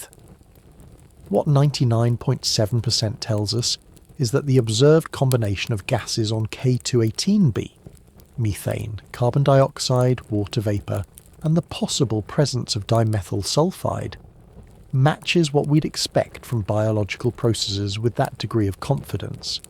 It's not one gas that makes the difference. It's not one data point or one spectral dip. It's a pattern, a fingerprint formed from many small touches, a set of clues that, when combined, no longer seem random. In the realm of atmospheric science, this level of certainty is remarkable. It means the same signals have shown up again and again, across different instruments and on different nights, despite noise, distance and distraction. It means that whatever is shaping this atmosphere is doing so consistently, predictably, like breath. But 99.7% also means something else. It means there is still a 0.3% chance we are wrong, that this beautiful alignment of chemistry might be a coincidence, that the signals might arise from unknown non-living processes, that somewhere in the assumptions a variable has slipped out of place. Science respects that possibility. It has to. Because the more profound a claim, the more careful we must be in supporting it. A biosignature, if confirmed, would be among the most important discoveries in human history. And so, we resist the urge to celebrate early. We sit with the uncertainty. We listen again. Yet even in that restraint, there is wonder. Because this is not a single anomaly. It is a collection of consistencies, a chorus of hints playing in harmony. Methane and carbon dioxide alone are interesting. Add water vapour, and things get intriguing. Add DMS-dimethyl sulfide and the picture begins to change. The probabilities shift, not just because each of these molecules is important on its own, but because of how they behave together. That's the key to a biosignature. Not a solitary marker, but a chemical symphony. On Earth, this symphony is familiar. Life produces certain gases while removing others. The atmosphere remains in delicate disequilibrium, not because of randomness, but because of biology. Plants emit oxygen, microbes release methane, plankton breathe DMS into the air dot. And yet, ammonia remains low, because it is consumed. These balances aren't accidental, they're maintained by life's presence. If we see a similar balance on a distant world, it raises a question. What is keeping those levels stable? What is replenishing what should decay? What is consuming what should accumulate? It's not that any one molecule is magic, it's that the ensemble starts to sound rehearsed. Of course, this doesn't mean we have heard the whole song. We have heard enough to recognise the melody, but not yet enough to name the composer. Still, even a few measures of the right music can stir something deep inside us. A memory, a possibility, a moment of recognition. And that is where 99.7% begins to feel less like a calculation and more like a signal. A pattern in the fog, something that repeats when it shouldn't. A harmony too persistent to be noise. In this way, science and emotion find common ground, not in certainty, but in rhythm. We don't need to know for sure to feel the significance. We don't need to declare life confirmed in order to begin imagining its shape, its persistence, its quiet breathing beneath alien seas. And if this turns out not to be life, if some unseen geological process is mimicking biology, it will still teach us something vital. It will tell us that chemistry is more complex than we thought, that planets can be tricksters, that nature, even without life, can write poetry in gas and light. But if it is life, if this confidence grows and the pattern holds, and further instruments confirm it, then 99.7% will be remembered not as an end but as a beginning. The moment we first realised we were not alone, or at least not the only ones breathing. This number, then, is not a verdict. It's a doorway. It doesn't give us a face or a name. It doesn't describe an ecosystem or a species. It offers something far more subtle, a reason to keep listening, a reason to refine our instruments, a reason to plan the next mission, build the next telescope, write the next algorithm. It invites us to ask better questions, to imagine wider possibilities, to soften our assumptions. Because perhaps the most beautiful thing about a 99.7% certainty is that it still leaves room for awe. It is enough to inspire, but not enough to conclude. Enough to pause, but not to stop. And in that pause, in that space between confidence and certainty, we find ourselves more curious than ever. We find ourselves imagining clouds that breathe, oceans that whisper, atmospheres that shift because something beneath them is alive.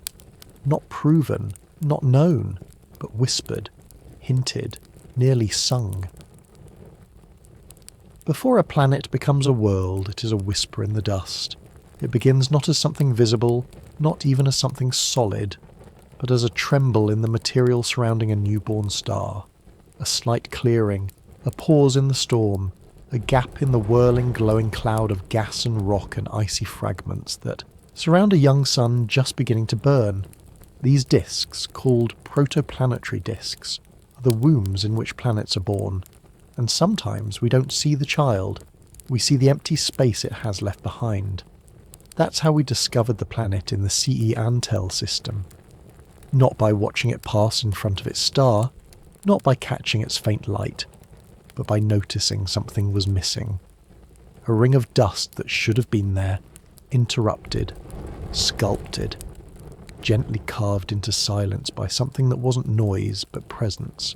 A planet still forming, still warm, still gathering itself from fragments and fields and the echoes of stardust.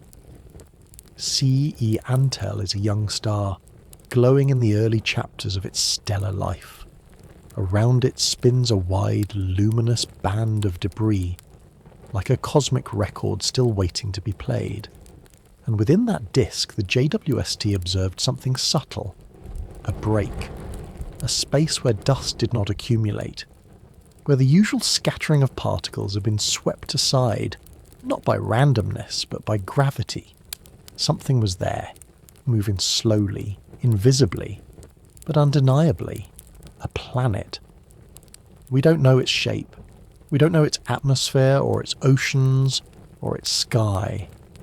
But we do know its temperature, because light, even the faintest, carries heat.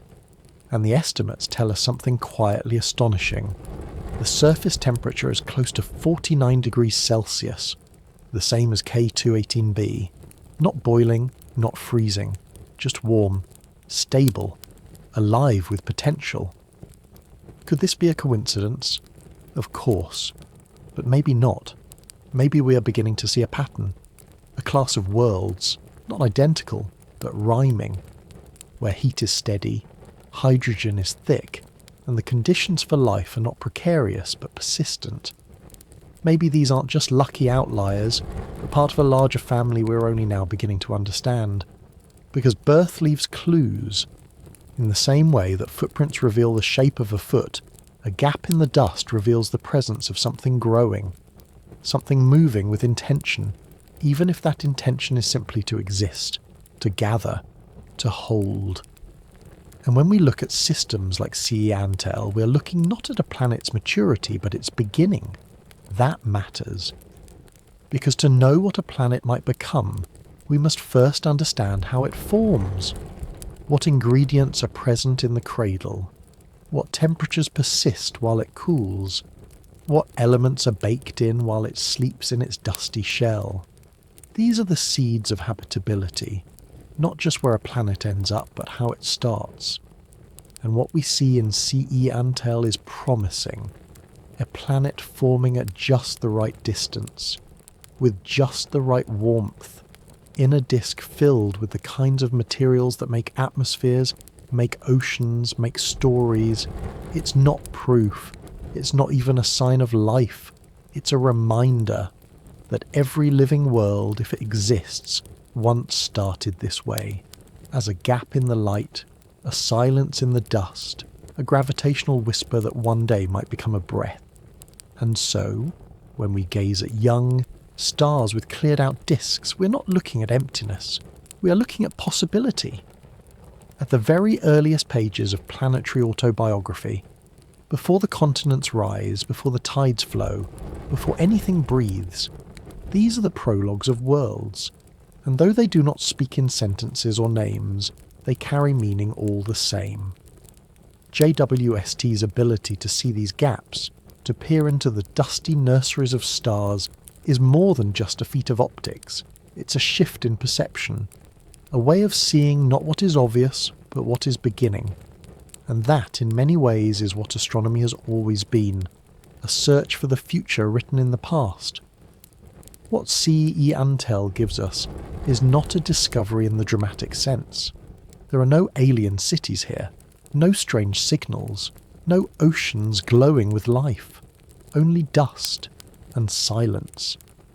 And in the middle of that silence, a pause, a space where something is becoming. And when you think about it, that's how life always starts. Not with thunder, but with a clearing. If K2-18b is the first painting in a new cosmic gallery, then it is not alone on the wall. There are others, portraits still in sketch form, blurred by distance, unfinished in detail but unmistakably there. And each of these worlds, though far and faint, might belong to the same strange family. A family of planets wrapped in hydrogen, warmed by steady stars, filled with oceans hidden under clouds. These are the Hycean candidates, worlds that might not just support life, but nurture it in quieter, gentler ways than even Earth has managed. Some of their names sound like serial numbers, more catalogue than character. Toy-1231b, GJ-1214b, Wasp-107b. They do not roll off the tongue, but that is only because they are early in their story. Their names are temporary scaffolding, waiting to be replaced with meaning. What matters is what they offer, places where the conditions for life are not rare exceptions, but natural consequences of how planets form.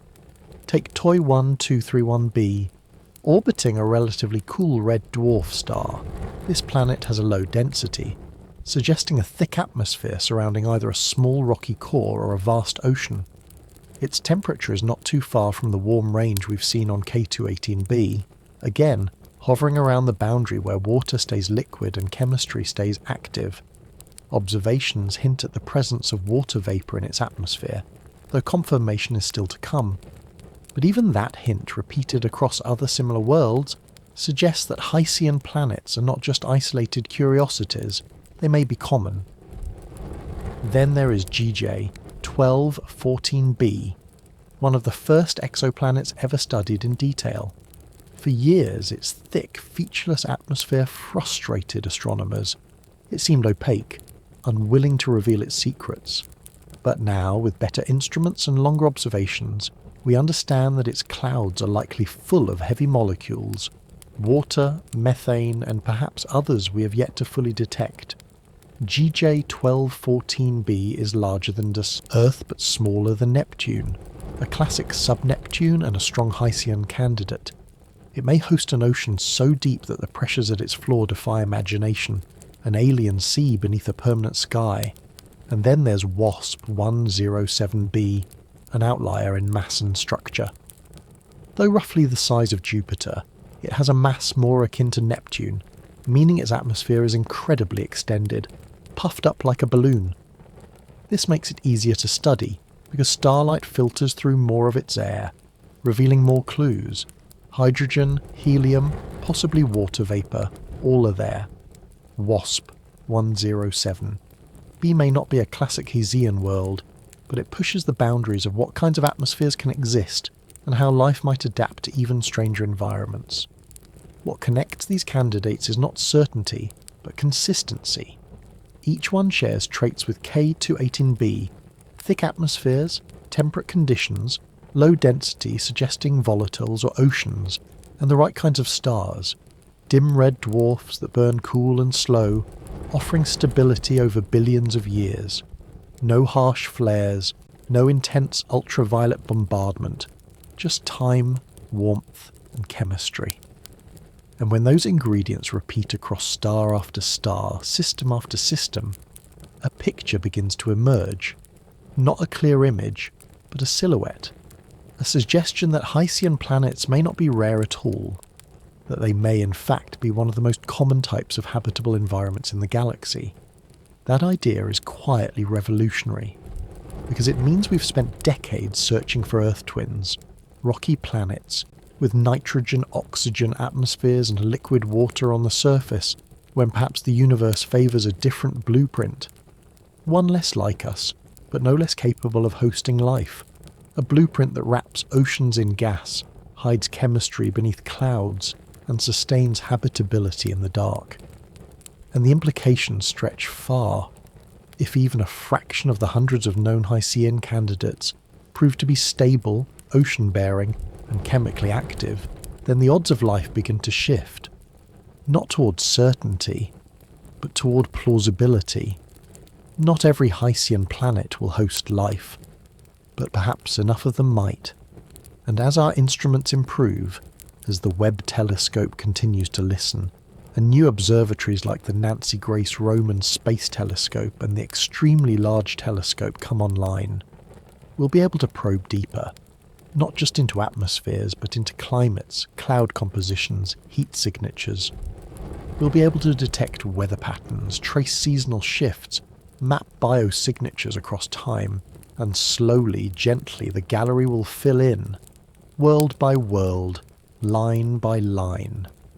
A portrait not of one alien planet, but of a class of worlds, each different, but echoing the same quiet possibilities. Perhaps that's how discovery should unfold, not as a shout, but as a widening, not as a sudden spotlight, but as a dawn, spreading softly across the sky, revealing that the night was never empty, that it was simply waiting to be seen in a different light. K2-18b may have been the first to speak, but it will not be the last. Others are waiting. We began with oceans and clouds, with atmospheres rich in methane and soft traces of dimethyl sulfide, with biology, life as chemistry, drifting unseen beneath alien skies. But there is another path of possibility, quieter still, and perhaps more distant. One that reaches not for life in its simplest forms, but for life that builds, that shapes, that leaves behind more than molecules. Life that begins with breath and ends with signal. This is the search for technosignatures, not biosignatures like oxygen or methane or water vapour, which nature can sometimes create on its own, but signals that, as far as we know, require minds, require choices, require intention. And yet, even here, the search begins in silence. Because we are not looking for conversations, not yet. We are looking for consequences. Consider a world with night-side lights, just barely bright enough to be seen across the void. Not the warm yellow of cities or the pinpoint glimmer of street lamps, but something more abstract. An imbalance in infrared radiation. A part of the planet that glows when it shouldn't. A faint warmth where only cold should reside. A pattern in the darkness repeating with each orbit. That would be a technosignature. Or take the presence of industrial chemicals in the upper atmosphere. Not natural ones like methane or ammonia, but chlorofluorocarbons, CFCs. On Earth, they are entirely synthetic. We made them.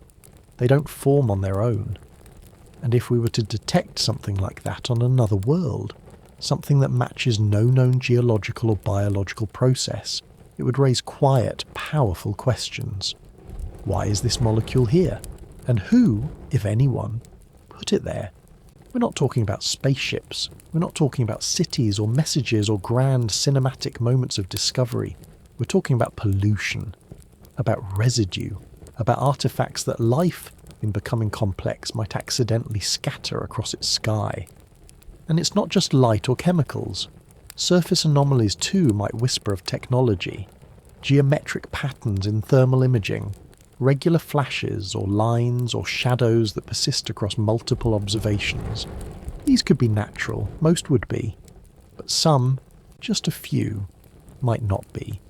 And it is in those few, those improbable leftovers, that techno-signatures might hide. Radio signals, once the frontier of our search, still matter. The SETI project, the search for extraterrestrial intelligence, has scanned the skies for decades, looking for narrow bandwidth transmissions, frequencies too precise to arise by chance. So far, no definitive signals have been confirmed, only brief, tantalizing maybes, whispers lost before we could hear them again.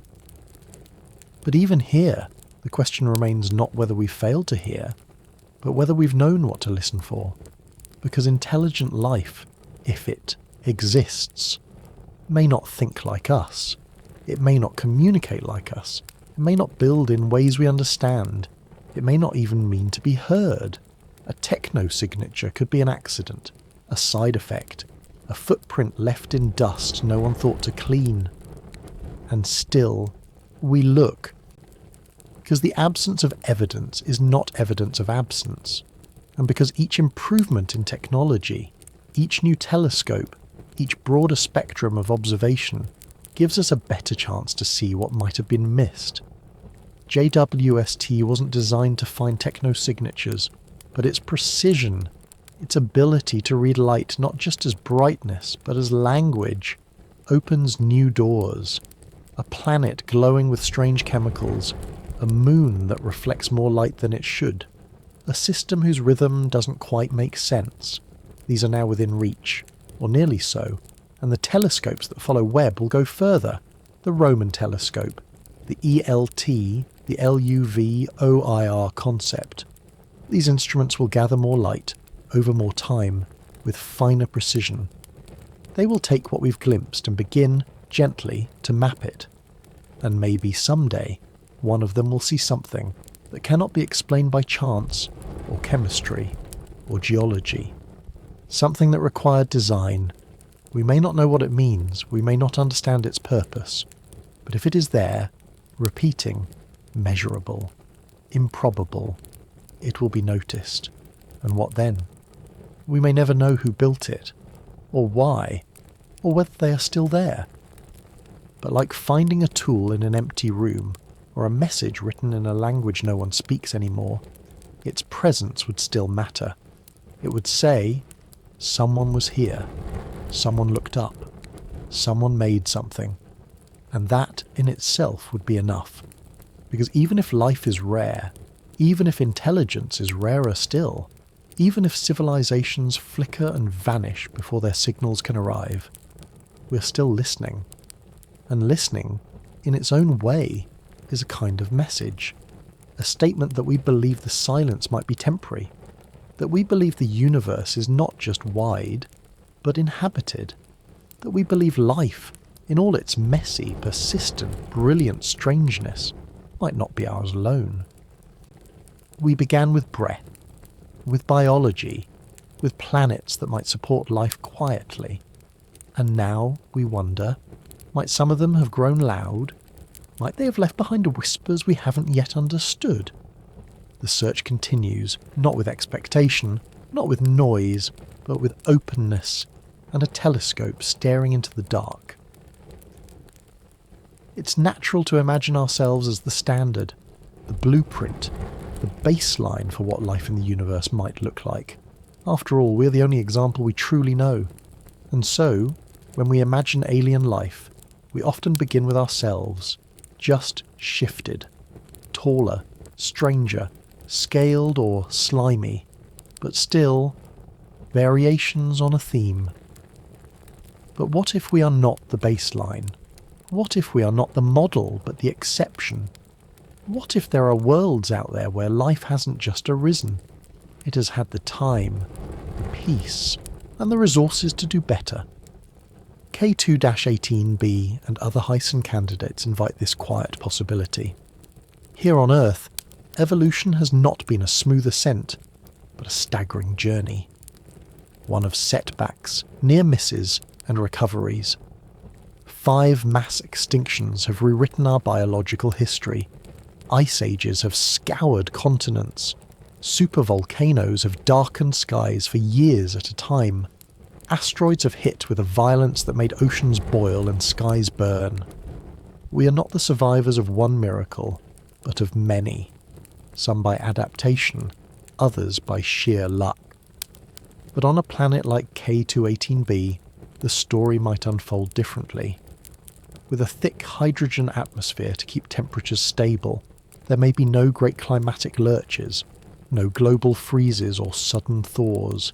If the planet is tidally locked, there are no spinning seasons, no winters of starvation, no summers of drought, just a permanent gradient of warmth and shadow, with slow eddies of energy drifting across the globe like underwater currents. And beneath the clouds, if oceans stretch deep and wide, protected from cosmic radiation by atmospheric density, then that water, liquid, dark, and undisturbed, might become a long and uninterrupted canvas for life to draw upon. Imagine evolution with time on its side, no extinctions to erase complexity, no periodic resets to knock life back to basics, no comets screaming in from the edge of space to turn forests into ash. Only time and pressure, and 1,000 slow adaptations unfolding in deep currents and floating colonies, layering one atop another not in competition, but in harmony. Perhaps life in such places doesn't need to fight as often. Perhaps it has never had to run. Perhaps it evolves not through hardship, but through refinement, fine-tuning itself to a world that doesn't demand speed or fear, but cooperation and calm. And if that's true, if such a biosphere could exist, it raises a simple, humbling question. Could they be more advanced, not in technology, but in stability? We often equate intelligence with tools, language, fire, satellites. But what if a civilization never needed any of those things? What if life adapted perfectly to its planet without ever needing to change it? What if survival didn't require conquest? What if knowledge grew without conflict? What if sentience came not with urgency but with patience? It's hard for us to imagine because our story is one of overcoming, of hardship and reaction. Our intelligence was carved by danger. Our societies formed from scarcity. We remember pain more vividly than peace. But that's not the only possible path. On a Hycean world, life might have no need for cities, machines, or even language as we know it. It might communicate chemically through pulses in the water. It might record memory in molecules. It might organize not in hierarchies, but in distributed colonies, like coral or mycelium. No center, no leader, but purpose nonetheless.